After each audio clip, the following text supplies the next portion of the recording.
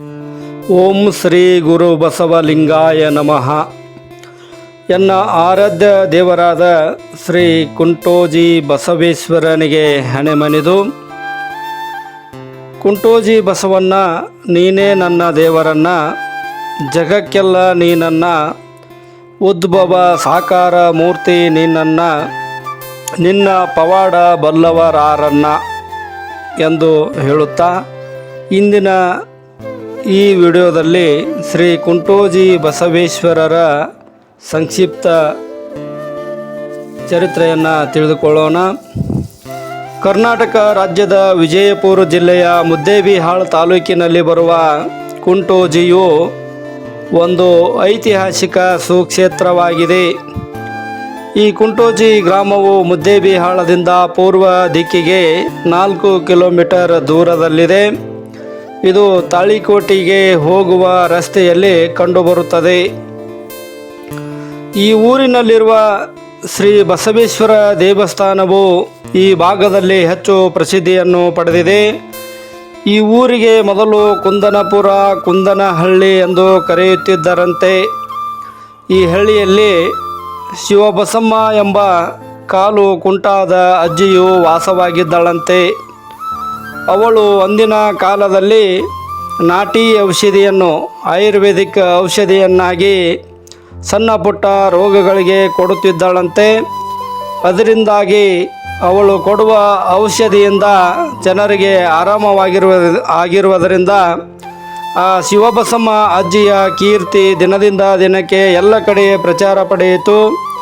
ಬೇರೆ ಬೇರೆ ಊರಿನಿಂದಲೂ ಜನರು ಬಂದು ತಮ್ಮ ರೋಗಗಳನ್ನು ನಿವಾರಿಸಿಕೊಂಡು ಹೋಗುತ್ತಿದ್ದರು. ಹೀಗೆ ಜನಪ್ರಿಯತೆಯನ್ನು ಪಡೆದ ಈ ಅಜ್ಜಿಯು ಒಂದು ದಿನ ಲಿಂಗೈಕ್ಯರಾದರು.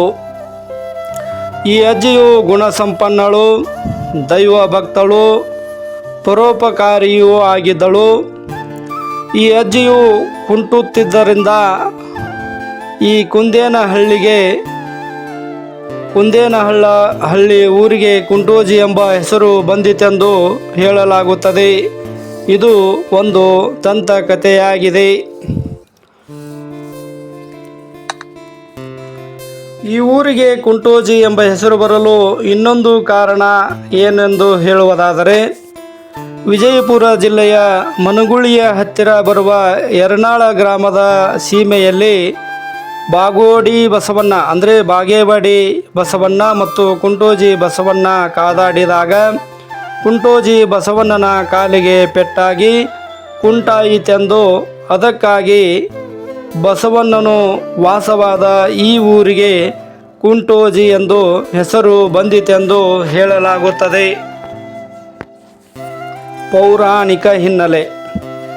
12ನೇ ಶತಮಾನದಲ್ಲಿ ಕಲ್ಯಾಣದ ಬಿಜ್ಜಳ ರಾಜನ ಆಸ್ಥಾನದಲ್ಲಿ ಭಕ್ತಿ ಭಂಡಾರಿ ಜಗಜ್ಯೋತಿ ಬಸವೇಶ್ವರರು ಮಂತ್ರಿಯಾಗಿದ್ದರು. ಆಗ ಅವರು ಮಾಡುವ ಸಾಮಾಜಿಕ ಧಾರ್ಮಿಕ ಕಲ್ಯಾಣ ಕಾರ್ಯಗಳು, ಗುರುಲಿಂಗ ಜಂಗಮರ ಪ್ರೇಮದ ಕಾರ್ಯಗಳು ಕೆಲವರಿಗೆ ಹಿಡಿಸಲಿಲ್ಲ. ಆಗ ಕಲ್ಯಾಣದಲ್ಲಿ ಅನೇಕ ಶರಣರ ಕೊಲೆಯಾಯಿತು. ಕಲ್ಯಾಣವೆಂಬುವುದು ಕಟುಗರ ಗಲ್ಲಿಯಾದೀತು ಎಂದು ಶಪಿಸಿದ ಬಸವಣ್ಣನವರು ತಮ್ಮ ಮೂಲ ಸ್ಥಾನವಾದ ಕೂಡಲ ಸಂಗಮಕ್ಕೆ ಹೊರಟರು. ಆಗ ಕಾಲ್ನಡಿಗೆಯಲ್ಲಿ ಬರುವಾಗ ಮಾರ್ಗ ಮಧ್ಯದಲ್ಲಿ ಬರುವ ಈ ಕುಂಟೋಜಿ ಊರಲ್ಲಿ ಒಂದು ದಿನ ತಂಗಿದ್ದರು. ಶ್ರೀ ಸಂಗಮೇಶ್ವರ ದೇವಸ್ಥಾನದಲ್ಲಿ ತಂಗಿ ಅಂದರೆ ಒಂದು ದಿನ ಇದ್ದು ತಮ್ಮ ಇಷ್ಟ ಲಿಂಗ ಪೂಜೆಯನ್ನು ಮುಗಿಸಿಕೊಂಡು ಹೋದರು. ಅವರ ಒಂದು ಸವಿನೆನಪಿಗಾಗಿ ಊರಿನ ಸದ್ಭಕ್ತರು ಈ ನಂದಿಯ ಮೂರ್ತಿಯನ್ನು ಪ್ರತಿಷ್ಠಾಪಿಸಿದರು ಎಂದು ಒಂದು ಕಥೆಯಾಗಿದೆ. ಇನ್ನೊಂದು ಕತೆ ಏನೆಂದರೆ, ಊರ ಹೊರಗಡೆ ದಟ್ಟಾರಣ್ಯದಲ್ಲಿ ಶ್ರೀ ಸಂಗಮೇಶ್ವರ ದೇವಸ್ಥಾನವಿದ್ದು ಅಲ್ಲಿ ಅನೇಕ ಗಿಡ ಮರಗಳು, ಮುಳ್ಳು ಕಂಟಿಗಳು, ಡುಬ್ಬದ ಗೋಳಿ ಮುಳ್ಳುಗಳಿಂದ ನಿರ್ಜನ ಪ್ರದೇಶವಿದ್ದು ಒಬ್ಬ ವ್ಯಕ್ತಿ ಮಾತ್ರ ಬಂದು ಹೋಗುವಷ್ಟು ದಾರಿ ಮಾತ್ರ ಇದ್ದಿತು. ಈ ದೇವಾಲಯಕ್ಕೆ ಆಗಿನ ಕಾಲದಲ್ಲಿ ವಾರಕ್ಕೊಂದೆರಡು ಸಲ ಈ ಊರಿನ ಪೂಜಾರಿಯೊಬ್ಬರು ಹೋಗಿ ಈ ದೇವರ ಪೂಜೆಯನ್ನು ನೆರವೇರಿಸಿಕೊಂಡು ಹೋಗುತ್ತಿದ್ದರಂತೆ. ಇಂತಹ ಒಂದು ಸಂದರ್ಭದಲ್ಲಿ ಕೆಲವು ಕುರಿಗಾಯಿ ಹುಡುಗರು ಆಟವಾಡುತ್ತಿದ್ದಾಗ ಭಾರೀ ಪ್ರಮಾಣದ ಕುಂಭದ್ರೋಣ ಮಳೆಯು ಸುರಿಯಿತು. ಗುಡುಗು ಸಿಡಿಲು ಮಿಂಚುಗಳಿಗೆ ಹೆದರಿ ಊರಿಗೆ ಹೋದ ಹುಡುಗರು ಮರುದಿನ ಅದೇ ಜಾಗಕ್ಕೆ ಬಂದು ಅಲ್ಲಿ ಒಂದು ತಗ್ಗಿನಲ್ಲಿ ನಿಂತಿದ್ದ ನೀರಿನಲ್ಲಿ ಆ ಹುಡುಗರು ಆಟವನ್ನು ಆಡುತ್ತಿದ್ದರು. ಆಗ ಆ ಹುಡುಗರಿಗೆ ವಿಚಿತ್ರ ಎಂಬಂತೆ ಅವರಿಗೆ 2 ಕೊಂಬುಗಳು ಅಲ್ಲಿ ಕಂಡು ಬಂದವು. ಆಗ ಆಶ್ಚರ್ಯಗೊಂಡ ಆ ಮಕ್ಕಳು ಊರಿಗೆ ಹೋಗಿ ತಮ್ಮ ಹಿರಿಯರಿಗೆ ವಿಷಯ ತಿಳಿಸಿದರು. ಊರಿನ ಜನರು ಗುಂಪು ಗುಂಪಾಗಿ ಬಂದು ಸಂಗಮೇಶ್ವರನ ಗುಡಿಯ ಮುಂದೆ ಕಂಡು ಬಂದ ಈ ನಂದಿಯ 2 ಕೊಂಬುಗಳನ್ನು ಜನರು ಆಶ್ಚರ್ಯಗೊಂಡು ನೋಡಿದರು. ನಂತರ ಅಲ್ಲೇ ಭೂವಗಿತವನ್ನು ಮಾಡಿದಾಗ ಸ್ವಯಂ ಆಗಿ ಉದ್ಭವವಾದ ಕಪ್ಪು ಶಿಲೆಯ ಬೃಹದಾಕಾರದ ನಂದಿಯ ವಿಗ್ರಹ ದೊರೆಯಿತು. ಅದುವೇ ಈ ಬಸವಣ್ಣನ ದೇವಸ್ಥಾನ, ಬಸವೇಶ್ವರರ ಮೂರ್ತಿ ಎಂದು ಹೇಳಬಹುದು. ಅದುವೇ ಈ ಹುಳಿ ಮುಟ್ಟದ ಶ್ರೀ ಕುಂಟೋಜಿ ಬಸವಣ್ಣನೆಂದು ಅಂದಿನಿಂದ ಇಂದಿನವರೆಗೆ ಈ ಭಾಗದಲ್ಲಿ ಪ್ರಸಿದ್ಧಿಯನ್ನು ಪಡೆದಿದ್ದಾನೆ. ಇನ್ನು ಶಾಸನಗಳ ಪ್ರಕಾರ ಈ ಕುಂಟೋಜಿ ಕ್ಷೇತ್ರವನ್ನು ಸೂಕ್ಷ್ಮ ಶಿಲಾಯುಗ ಮತ್ತು ನವಶಿಲಾಯುಗದ ನೆಲೆ ಎಂದು ಗುರುತಿಸಲಾಗಿದೆ. ಇಲ್ಲಿ ಒಟ್ಟು 4 ಶಾಸನಗಳಿವೆ. ಅವುಗಳಲ್ಲಿ ಒಂದು ಶಾಸನ ಕ್ರಿತಿಶಕ 1015ರಲ್ಲಿ ಸಿಂಹಾಸನಕ್ಕೆ ಬಂದ ಕಲ್ಯಾಣದ ಚಾಲುಕ್ಯ ಚಕ್ರವರ್ತಿ ಇಮ್ಮಡಿ ಜಯಸಿಂಹ ಅಂದರೆ 2ನೇ ಜಯಸಿಂಹ ಈತನು ಜಗದೇಕ ಮಲ್ಲನೆಂದು ಕರೆಯಿಸಿಕೊಂಡಿದ್ದಾನೆ. ಈತನ ಒಂದು ಶಾಸನ ಈ ಮಜ್ಜಲ ಬಾವಿಯಲ್ಲಿ ದೊರೆತಿದೆ. ಅಂದರೆ ಈಶ್ವರನ ದೇವಾಲಯದ ಹತ್ತಿರವಿರುವ ಬಾವಿಯಲ್ಲಿ ದೊರೆತಿದೆ. ಅದನ್ನು ತಾವುಗಳು ಈ ವಿಡಿಯೋದಲ್ಲಿ ನೋಡಬಹುದು. ಈ ಶಾಸನವು ಜಗದೇಕ ಮಲ್ಲನು ಹೊತ್ತಲ ಕೇರಿಯನ್ನು ಅಂದರೆ ಪಟ್ಟಣ ಕೇರಿಯನ್ನು ತನ್ನ ರಾಜಧಾನಿಯನ್ನಾಗಿ ಮಾಡಿಕೊಂಡು ಆಳುತ್ತಿದ್ದನೆಂದು, ಆತನಿಗೆ ತ್ರೈಲೋಕ್ಯ ಮಲ್ಲ ಮತ್ತು ವಿಕ್ರಮಸಿಂಹ ಎಂಬ ಬಿರುದುಗಳಿದ್ದವೆಂದು ತಿಳಿಸುತ್ತದೆ. ಸೌತ್ ಇಂಡಿಯನ್ ಇನ್ಸ್ಕ್ರಿಪ್ಷನ್ಸ್ ಸಂಪುಟ 11ರಲ್ಲಿದೆ. ಇನ್ನೊಂದು ಶಾಸನ ಕಲ್ಯಾಣ ಚಕ್ರವರ್ತಿ 2ನೇ ಸೋಮೇಶ್ವರನ ಕಾಲದ್ದಾಗಿದೆ. ಇದರ ಕಾಲ ಕ್ರಿತಿಶಕ 1068ರಲ್ಲಿ. ಇದು ಸೌತ್ ಇಂಡಿಯನ್ ಇನ್ಸ್ಕ್ರಿಪ್ಷನ್ಸ್ ಸಂಪುಟ 11ರಲ್ಲಿ 107. ಈ ಶಾಸನವು ತೃಟಿತಗೊಂಡಿದೆ. ನೊಳಂಬ ಪಲ್ಲವ ಕುಟುಂಬದ ಮಹಾಸಾನಿ ಬಲ್ಲರಸನು ನಾಗಿರಿ ಬಾವಿಯ ಬಲ್ಲೇಶ್ವರ ದೇವಾಲಯವನ್ನು ನಿರ್ಮಾಣವನ್ನು ಮಾಡಿದನೆಂದು ಮತ್ತು ಈ ದೇವಾಲಯಕ್ಕೆ ದಾನ ಧರ್ಮ ದತ್ತಿಯನ್ನು ನೀಡಿದ ಉಲ್ಲೇಖವೂ ಇದೆ. ಹೀಗಾಗಿ ಪ್ರಾಚೀನ ಕಾಲದಲ್ಲಿ ಈ ಒಂದು ದೇವಸ್ಥಾನಕ್ಕೆ ಬಲ್ಲೇಶ್ವರ ದೇವಸ್ಥಾನವೆಂದು ಕರೆಯುತ್ತಿದ್ದರು. ನಂತರ ಈ ದೇವಸ್ಥಾನಕ್ಕೆ ಈಶ್ವರ ಗುಡಿ, ಸಂಗಮೇಶ್ವರ ಗುಡಿ ಮತ್ತು ಈ ಪ್ರಸಿದ್ಧಿಯನ್ನು ಪಡೆದಿರತಕ್ಕಂಥದ್ದೇ ಬಸವೇಶ್ವರ ದೇವಸ್ಥಾನವಾಗಿದೆ.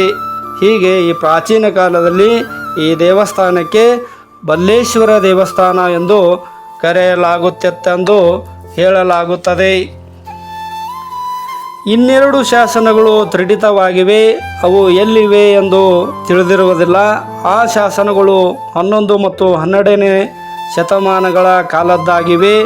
ಇವು ದೇವಸ್ಥಾನದ ಗೋಡೆಯ ಮೇಲೆ 1 ಮತ್ತು ಬಾವಿಯ ಹತ್ತಿರ 3 ಶಾಸನಗಳು, ಒಟ್ಟು 4 ಶಾಸನಗಳು ಈ ದೇವಸ್ಥಾನಗಳಲ್ಲಿ ಕಂಡು ಬಂದಿದೆ. ಈ ಶಾಸನಗಳು ಈ ಭಾಗದ ಸಾಮಾಜಿಕ, ಆರ್ಥಿಕ, ರಾಜಕೀಯ, ಶೈಕ್ಷಣಿಕ, ಧಾರ್ಮಿಕ ಇನ್ನೂ ಹಲವಾರು ವಿಷಯಗಳನ್ನು ಉಲ್ಲೇಖಿಸುತ್ತದೆ. ಜೀವನದಲ್ಲಿ ಒಂದಾದರೂ ಗುಡಿಯನ್ನು ಕಟ್ಟಿಸಬೇಕು, ಇಲ್ಲವೇ ಕಟ್ಟಿಸಿದ ಗುಡಿಗಳಿಗೆ ದಾನವನ್ನಾದರೂ ಕೊಡಬೇಕೆಂಬುದು ಅಂದಿನ ಪ್ರಾಚೀನ ಜನರ ಧಾರ್ಮಿಕ ಭಾವನೆಯಾಗಿತ್ತು. ಸಂಪತ್ತು ಶಾಶ್ವತವಲ್ಲ, ಧರ್ಮವೇ ನಿಜವಾದ ಸಂಪತ್ತು. ಅದಕ್ಕಾಗಿ ನಮ್ಮ ಪ್ರಾಚೀನರು ತಾವು ಸಂಪಾದಿಸಿದ ಐಶ್ವರ್ಯವನ್ನು ಸಾರ್ಥಕಗೊಳಿಸಲು ದೇವಾಲಯವನ್ನು ಕಟ್ಟಿಸುತ್ತಿದ್ದರೆಂದು ಶಾಸನಗಳು ತಿಳಿಸುತ್ತವೆ. ಹೀಗಾಗಿ ಅನೇಕ ರಾಜ ಮಹಾರಾಜರುಗಳು ಅನೇಕ ದೇವಾಲಯಗಳನ್ನು ನಿರ್ಮಿಸುತ್ತಿದ್ದರು. ಕುಂಟೆ ನೀರಿನ ಸಂಗ್ರಹ, ಸಾಗುವಳಿ ಮಾಡುವುದು, ನೀರಾವರಿಯಿಂದ ಭೂ ಸಾಗುವಳಿ ಮಾಡುವುದು. ಈ ಪ್ರದೇಶದಲ್ಲಿನ ಈ ಊರಿನ ಕ್ರಿಸ್ತಶಕ 1200 ಅಂದರೆ 1200 ಕುಂಟೋಜಿ ಶಾಸನದಲ್ಲಿ ಪರ ಊರಿನಿಂದ ಹೂಗಾರನು ಬಂದು ಪ್ರಸಿದ್ಧಿಯನ್ನು ಪಡೆದನೆಂದು ಉಲ್ಲೇಖವಿದೆ. ಅಲ್ಲದೆ ಈ ದೇವಸ್ಥಾನದ ಪೂಜಾರಿಗಳೂ ಸಹ ಈ ಹೂಗಾರರೇ ಆಗಿರುತ್ತಾರೆ. ಈ ಕುಂಟೋಜಿ ಶಾಸನದಲ್ಲಿ ಶಾಸನ ರಕ್ಷಿಸಿದವರಿಗೆ ವಾರಣಾಸಿಯಷ್ಟು ಪುಣ್ಯ ಬರುವುದು, ಅಂದರೆ ವಾರಣಾಸಿಗೆ ಹೋಗಿ ಬಂದಿರುವಷ್ಟು ಪುಣ್ಯ ಬರುವುದು, ಅದನ್ನು ಹಾಳುಗೆಡುವಿದರೆ ಪಾಪ ಹತ್ತುವುದು ಎಂಬ ಉಲ್ಲೇಖವಿದೆ. ಅಷ್ಟೇ ಅಲ್ಲದೆ ಈ ಶಾಸನಗಳಲ್ಲಿ ಈ ಭಾಗದ ಬೆಳೆ, ತೋಟ, ಗದ್ದೆ, ನೀರು, ಬಾವಿ ನೀರು, ಕೆರೆ ನೀರು ಮುಂತಾದ ಇನ್ನಿತರ ಹಲವಾರು ಮಾಹಿತಿಗಳನ್ನು ಈ ಶಾಸನಗಳಲ್ಲಿ ಉಲ್ಲೇಖಿಸಲಾಗಿದೆ. ಮಜ್ಜನ ಬಾವಿ. ಈ ಪಾದಗಟ್ಟೆಯ ಮುಂದೆ ಇರುವುದೇ ಮಜ್ಜನ ಬಾವಿಯಾಗಿದೆ. ದೊಡ್ಡ ದೊಡ್ಡ ಬಂಡೆ ಕಲ್ಲುಗಳಿಂದ ಈ ಬಾವಿಯನ್ನು ಚೌಕಾಕಾರವಾಗಿ ಕಟ್ಟಿಸಲಾಗಿರುತ್ತದೆ. ಈ ಮಜ್ಜನ ಬಾವಿಯ ತೀರ್ಥದಿಂದಲೇ ಶ್ರೀ ಸಂಗಮನಾಥ ಮತ್ತು ಶ್ರೀ ಬಸವಣ್ಣನವರ ಪೂಜೆಯನ್ನು 2 ಹೊತ್ತ ಈ ತೀರ್ಥದಿಂದಲೇ ಮಾಡಲಾಗುತ್ತದೆ. ಅಲ್ಲದೆ ಈ ಊರಿನ ಗ್ರಾಮಸ್ಥರು ಕೂಡ ತಮ್ಮ ಮನೆಯ ದೇವರ ಪೂಜೆಗೆ ಹಾಗೂ ಇನ್ನಿತರ ಪೂಜಾ ಕಾರ್ಯಕ್ಕಾಗಿ ಈ ಮಜ್ಜನ ಬಾವಿಯ ನೀರನ್ನು ತಮ್ಮ ಧಾರ್ಮಿಕತೆಗಾಗಿ ಬಳಸಲಾಗುತ್ತದೆ. ಒಟ್ಟಿನಲ್ಲಿ ಈ ಬಾವಿಯ ನೀರನ್ನು ಪವಿತ್ರ, ಪೂಜ್ಯ, ಧಾರ್ಮಿಕ ಕಾರ್ಯಕ್ಕಾಗಿ, ಪೂಜಾ ಪುನಸ್ಕಾರಕ್ಕಾಗಿ ಬಳಸಲಾಗುತ್ತದೆ. ಆದರೆ ಇತ್ತೀಚೆಗೆ ಇದು ಅಲಕ್ಷ್ಯಕ್ಕೊಳಗಾಗಿ ಸ್ವಲ್ಪ ಕಲ್ಮಶವಾಗಿರುತ್ತದೆ. ಇನ್ನು ಈ ಬಾವಿಯ ಹತ್ತಿರದಲ್ಲೇ ಮೇಲ್ಗಡೆನೇ ನೀಲಾಂಬಿಕೆಯ ಗುಡಿ ಇದೆ. ಈ ಮಜ್ಜನ ಬಾವಿಯ ಹತ್ತಿರದಲ್ಲಿಯೇ ಹಿಂದಿನಿಂದಲೂ ಶ್ರೀ ಶಿವಶರಣೆ ನೀಲಾಂಬಿಕೆಯವರ ಮೂರ್ತಿ ಇತ್ತು. ಅದನ್ನು ಇತ್ತೀಚೆಗೆ ಜೀರ್ಣೋದ್ಧಾರವನ್ನು ಮಾಡಿ ಚಿಕ್ಕದಾದ ಒಂದು ಗುಡಿಯನ್ನು ಕಟ್ಟಿಸಲಾಗಿರುತ್ತದೆ. ಪಾದಕಟ್ಟೆ. ಗುಡಿಯ ಪಕ್ಕದಲ್ಲಿ ಪಾದಕಟ್ಟೆ ಇದೆ. ದೇವಸ್ಥಾನದೊಳಗೆ ಹೋಗುವ ಭಕ್ತಾದಿಗಳು 5 ಸುತ್ತು ಹಾಕಿ ದೇವಸ್ಥಾನಗಳ ನವವಿಧವಾದ 9 ಮೆಟ್ಟಲುಗಳನ್ನು ಏರಿ ದೇವರ ದರ್ಶನಕ್ಕೆ ಒಳಗಡೆ ಹೋಗುತ್ತಾರೆ. ಈ ಕಟ್ಟೆಯ ಮೇಲೆ ದೇವಸ್ಥಾನದ ಪಾಲಕಿಯನ್ನು ಇಟ್ಟು ಪೂಜಿಸಲಾಗುತ್ತದೆ. ಜಾತ್ರೆ, ಹಬ್ಬ, ಉತ್ಸವಗಳಲ್ಲಿ ಹಾಗೂ ವಿಶೇಷ ಸಂದರ್ಭಗಳಲ್ಲಿ ಪಾಲಕಿಯನ್ನು ಈ ಕಟ್ಟೆಯ ಮೇಲೆ ಇಡಲಾಗುತ್ತದೆ. ಅದಕ್ಕಾಗಿ ಈ ಕಟ್ಟೆಗೆ ಪಾದಕಟ್ಟೆ ಎಂದು ಕರೆಯಲಾಗುತ್ತದೆ. ಚೌಕಾಕಾರ ಇದ್ದ ಈ ಕಟ್ಟೆಯ ಮೇಲೆ 4 ಪಾದಗಳನ್ನು ಮಾಡಿದ್ದಾರೆ. ಆ ಕಟ್ಟೆಯನ್ನು ನೀವು ಈ ವಿಡಿಯೋದಲ್ಲಿ ನೋಡಬಹುದಾಗಿದೆ. ಕಲ್ಯಾಣಿ ಚಾಲುಕ್ಯರ ಕಾಲದ ಈ ದೇವಸ್ಥಾನದಲ್ಲಿ 120 ಕಂಬಗಳಿದ್ದು, ಒಂದು ಕಂಬ ಇದ್ದಂತೆ ಇನ್ನೊಂದು ಕಂಬ ಇರುವುದಿಲ್ಲ. ನೋಡಿದರೆ ಎಲ್ಲವೂ ಒಂದೇ ಕಂಬದಂತೆ ಕಂಡರೂ ಚಿತ್ರದ ಕೆತ್ತನೆಯಲ್ಲಿ ವ್ಯತ್ಯಾಸ ಕಂಡುಬರುತ್ತದೆ. ಅವುಗಳಲ್ಲಿ ಬಲಭಾಗದಲ್ಲಿರುವ 2ನೇ ಕಂಬವೇ ಉಸುಲುಗಂಬವಾಗಿದೆ. ಈ ಕಂಬದ ವಿಶೇಷತೆ ಏನೆಂದರೆ, ಊರಿನಲ್ಲಿ ಯಾರಿಗಾದರೂ ಉಸುಲು ಹಿಡಿದುಕೊಂಡರೆ, ಅಂದರೆ ಶ್ವಾಸಕೋಶದ ತೊಂದರೆ ಕಾಣಿಸಿಕೊಂಡರೆ, ನೋವಾಗಿ ಚುಚ್ಚುತ್ತಿದ್ದರೆ ಅಂಥವರು ಭಕ್ತಿಯಿಂದ ಸಂಪೂರ್ಣವಾಗಿ ಸ್ನಾನವನ್ನು ಮಾಡಿ ಮಡಿಹುಡಿಯಿಂದ ಯಾರೊಂದಿಗೂ ಮಾತನಾಡದೆ ಈ ಗುಡಿಗೆ ಬಂದು ಈ ಕಂಬಕ್ಕೆ ನೋವಾಗುತ್ತಿರುವ ಜಾಗಕ್ಕೆ ಸ್ಪರ್ಶಿಸಿ ಅನಂತರ ಆ ಕಂಬಕ್ಕೆ ಪ್ರದಕ್ಷಿಣೆ ಹಾಕಿ ಆಮೇಲೆ ಶ್ರೀ ಸಂಗಮನಾಥ ಮತ್ತು ಬಸವೇಶ್ವರನಿಗೆ ಸಾಷ್ಟಾಂಗವಾಗಿ ನಮಸ್ಕರಿಸಿದರೆ ಆ ನೋವು ಶಮನವಾಗುತ್ತದೆ ಎಂದು ಜನರಲ್ಲಿರುವ ನಂಬಿಕೆಯಾಗಿದೆ. ಈ ಊರಿನ ಬಸವೇಶ್ವರನ ಮಹಿಮೆಯಿಂದ ಅನೇಕ ಪವಾಡಗಳು ಸಂಭವಿಸಿವೆ. ಶಿವಪ್ಪಜ್ಜನಿಗೆ 7 ಹೆಡೆಯ ನಾಗಪ್ಪನ ಶಿವನ ಮೂರ್ತಿಯ ಮೇಲೆ ಕಂಡದ್ದು.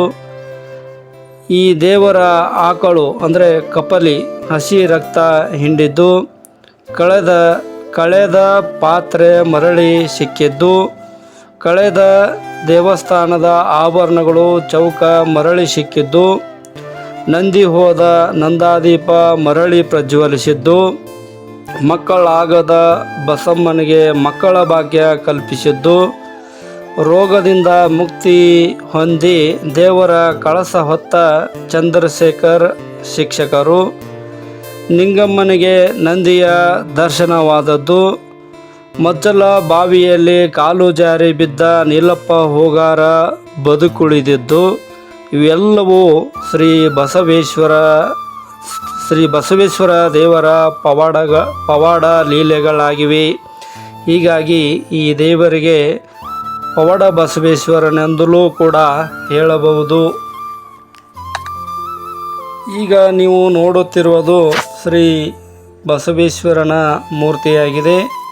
ಶ್ರೀ ಬಸವೇಶ್ವರನಿಗೆ ಜಾತ್ರೆ, ಹಬ್ಬ, ಉತ್ಸವ, ವಿಶೇಷ ದಿನಗಳಲ್ಲಿ ವಿಶೇಷ ಅಲಂಕಾರ ಪೂಜೆಯನ್ನು ಮಾಡಲಾಗುತ್ತದೆ. ರುದ್ರಾಕ್ಷಿಯ ಮಾಲೆ, ಬೆಳ್ಳಿಯ ಗೆಜ್ಜೆಯ ಸರ, ಸಣ್ಣ ಗೆಜ್ಜೆಯ ಸರ, ಬೆಳ್ಳಿಯ ಮೊಗಡ, ಬೆಳ್ಳಿಯ ಹಣೆಕಟ್ಟು, ಕೊಂಬಣಸು, ಚಿನ್ನದ ಕನಬಟ್ಟು, ಚಿನ್ನದ ಕ್ವಾರೆ ಮೀಸಿ, ಕಾಲುಗಳಿಗೆ ಚಿನ್ನದ ತೊಡೆ, ಮುತ್ತಿನ ಸರ, ಸಣ್ಣ ಗಂಟೆಯ ಸರ, ಗೋಲಾದ ಗುಮ್ಮರಿಯ ಸರ, ಮುತ್ತಿನ ಗಲ್ಲೀಪ ಮತ್ತು ಹರಳಿನಿಂದ ಕೂಡಿದ ಮಂಟಪದಿಂದ ಶೃಂಗರಿಸುತ್ತಾರೆ. ಇಷ್ಟೇ ಅಲ್ಲದೆ ಸಾದಾ ಅಭಿಷೇಕ, ರುದ್ರಾಭಿಷೇಕ, ಎಲೆ ಪೂಜೆ, ಬ್ಯಾಳಿ ಪೂಜೆ, ಹೂವಿನ ಪೂಜೆಗಳನ್ನು ಈ ದೇವರಿಗೆ ಮಾಡಿ ಅಲಂಕರಿಸಲಾಗುತ್ತದೆ. ದೇವಸ್ಥಾನದ ಒಳಗಡೆ ಅಲಂಕಾರಗೊಂಡಿರುವ ಅನೇಕ ಕಂಬಗಳನ್ನು ಕಾಣಬಹುದಾಗಿದೆ. ಶ್ರೀ ಬಸವೇಶ್ವರನ ವಿಗ್ರಹದ ಎದುರಿಗೆ ಇರುವ ಭವ್ಯವಾದ, ದಿವ್ಯವಾದ, ಸಾಕಾರ, ನಿರಾಕಾರ, ಓಂಕಾರ, ಸಾಕ್ಷಾತ್ಕಾರ, ಸುಂದರ ಶಿವಲಿಂಗದ ಮೂರ್ತಿ ಇದೆ. ಈ ಶಿವಲಿಂಗದ ಮೇಲೆ ಪಂಚಲೋಹದ 10 ಹೆಡೆಯ ನಾಗ ಸರ್ಪದ ಮೂರ್ತಿ ಇದೆ. ಈ ಗರ್ಭಗುಡಿಯಲ್ಲಿ ಸಾಲು ಸಾಲಾಗಿ ಕಟ್ಟಿದ ಗಂಟೆಗಳು ಮತ್ತು 4 ಕಡೆಗಳಲ್ಲಿ ಸದಾ ನಂದುತ್ತಿರುವ ನಂದಾದೀಪಗಳು ಯಾವಾಗಲೂ ಪ್ರಜ್ವಲಿಸುತ್ತವೆ, ಸದಾ ಉರಿಯುತ್ತಿರುತ್ತವೆ ಈ ನಂದಾದೀಪಗಳು. ಈ ಶಿವನಿಗೂ ಕೂಡ ಬೆಳ್ಳಿ ಪೂಜೆ, ಎಲೆ ಪೂಜೆ, ಹೂಪತ್ರೆಗಳಿಂದ ಶೃಂಗಾರಗೊಂಡಾಗ ಈ ಸಂಗಮೇಶ್ವರನ ವೈಭವದ ದರ್ಶನವಾಗುತ್ತದೆ. ಬನ್ನಿ ಎಲ್ಲರೂ ಈ ಸಂಗಮನಾಥ ಮತ್ತು ಸುಪ್ರಸಿದ್ಧ ಬಸವೇಶ್ವರರ ದೇವರ ದರ್ಶನವನ್ನು ಪಡೆದುಕೊಂಡು ಎಲ್ಲರೂ ಬಸವೇಶ್ವರನ ಕೃಪೆಗೆ ಪಾತ್ರರಾಗೋಣ. ಎಲ್ಲರಿಗೂ ಧನ್ಯವಾದಗಳು.